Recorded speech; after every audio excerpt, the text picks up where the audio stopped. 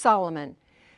It's pretty much agreed that Solomon wrote this, and as you study the book, you'll see that he was wiser than anyone else. He was richer than anyone else. Solomon is the one who was the son of David and king in Jerusalem. Jewish tradition says that Solomon wrote the first book he wrote, the Song of Solomon, when he was a young man.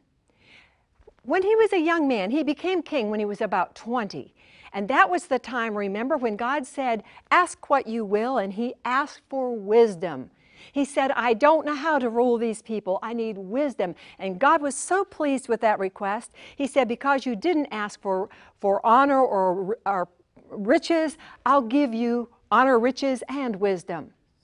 He wrote that book when he was young. He wrote the Proverbs when he was mid-age. Now, he was wise. He was the wisest man who ever lived. He was so wise that when two women came to him with one live baby and they both claimed it, remember what he did? He said, cut the baby in half, knowing that the real mother would say, she can have it.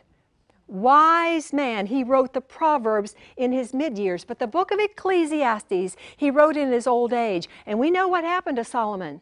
God said there were three things that kings were not to do. They were not to multiply horses, gold, or wives. He did all three. And it was the wives that really got him in trouble. God had said, if you get other wives, what will happen is they'll take your heart away from me and turn you toward other gods. And that's precisely what happened. So when we read this book, we have to first understand this is being written by a man who's not in fellowship with God. It's not a book that is for unbelievers, which is sometimes what people think. Atheists love this book. You have to be careful of this book because understand it's a book of human reasoning.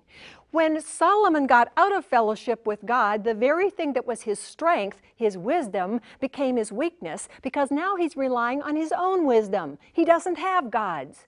And so he's looking for meaning in life and he's leaving God out of the picture.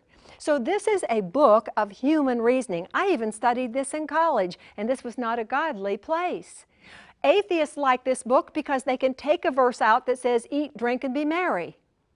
We have to be careful taking verses out of this book because it is, not once does it ever say, and God said. It's not what God said, it's what God says that man says. This is a book of human reasoning, looking for meaning in life. And his conclusion is that life is meaningless without God. Life is meaningful with God. 41 times in this book, God's name is mentioned, but it's always Elohim. Elohim is Creator God, that faraway, distant God. Never once is the name Jehovah used. Jehovah is that Redeemer God, that personal covenant-making, covenant-keeping God. That name's not used. So the problem for Solomon is that he's out of fellowship with God, and therefore God is distant, not near. He even says, God is in heaven, man is on earth. God is far away.